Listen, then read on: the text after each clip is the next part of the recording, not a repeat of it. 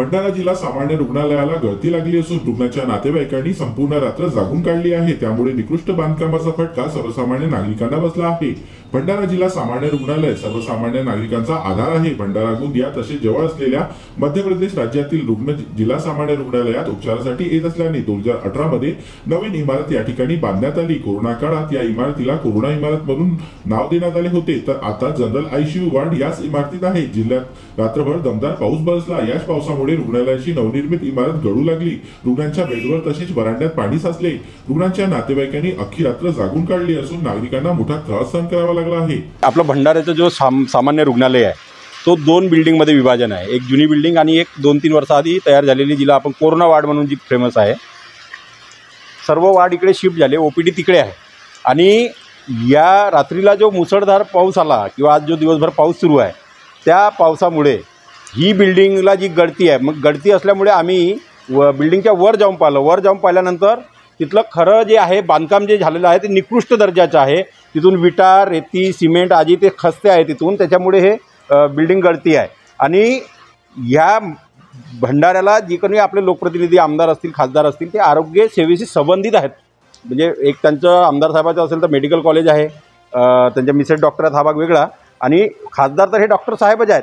मग ह्या भंडाऱ्यासाठी शासन जर करोडो रुपये खर्च करत असेल आरोग्याच्या याच्यावर विषयावर, तर कधी या जिल्ह्यातल्या लोकांना आरोग्य सेवा चांगली मिळणार आहे की नाही आहे। आणि ज्यांनी या बिल्डिंगचं निकृष्ट काम केलं असेल, ज्या इंजिनियरनं याचं MB रेकॉर्ड केलं असेल, ज्यांच्या देखरेखीत हा काम झालं असेल, त्याच्यावर कारवाई होणार की नाही होणार, या बिल्डिंगची चौकशी होणार की नाही होणार, हा प्रश्न आम्हाला या माध्यमातून शासनाला विचारायचा आहे।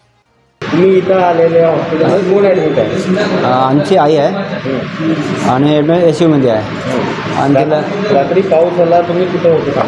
आम्ही इथंच होतो, पण पहा ते छत आहे का नाही, छतमध्ये टिपटिप पाणी होतं। रातभर आम्ही शेती राहिलो, त्याच्यानंतर मग झोप लागत नाही म्हणलं, पाऊस आला, रातभर शेती होते आम्ही, आणि झोप नाही काय नाही, पेशंट बी त्रास असं आहे। किती लोक होते तरी वरंड्यात तर पण 5-6 लोक होते, तर पण हे पण होते आम्ही सोबती। हो, रात्रभर लागलो आम्ही। तर ही इमारत नवनिर्मित असून देखील गळती लागली आहे। ज्या कंत्राटदारांनी निकृष्ट बांधकाम केले अशा कंत्राटदारावर कारवाई करायला पाहिजे, पण जिल्हा सामान्य रुग्णालय प्रशासन कारवाईच्या नावाखाली सारवासारव करत आहे।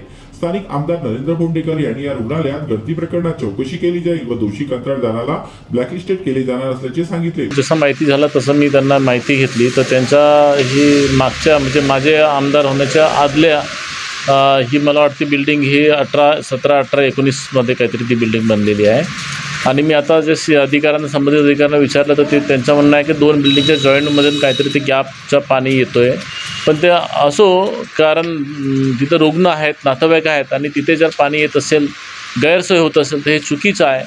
आणि संबंधित PWDचे अधिकारी असतील किंवा जे आपल्या CS असतील, त्या सगळ्यांना मी ताबडतोब सूचना देतो, आणि जे काही दोषी असेल, जो कोणते कॉन्ट्रॅक्टर असेल त्याच्यावरती कारवाई करण्याची आपण मागणी करू। त्यांना जर कॉन्ट्रॅक्टरची चुकी असेल तर त्याच्या आपण कुठेही समर्थन किंवा कुठेही त्याच्यावरती वाचवण्याचा काही प्रयत्न करणार नाही, आणि त्याच्यावरती ब्लॅकलिस्टची गरज पडते ब्लॅकलिस्ट करू आपण। परंतु ते हे सगळं कारवाईचा विषय असताना पहिले रुग्णांना त्रास होऊ नये याची काय व्यवस्था करता येईल, मी आता CS आणि PWDचे कार्यकारी अभियंत्यांना सांगितलं की ताबडतोब तिची व्यवस्था करा आणि लोकांना त्रास होऊ नये अशी व्यवस्था करा। कारण शेवटी गोरगरीब लोक तिथं आलेले आहेत, ते सुद्धा माणसं आहेत, त्यांना त्रास होता कामा नये अशी आपण व्यवस्था ताबडतोब करू।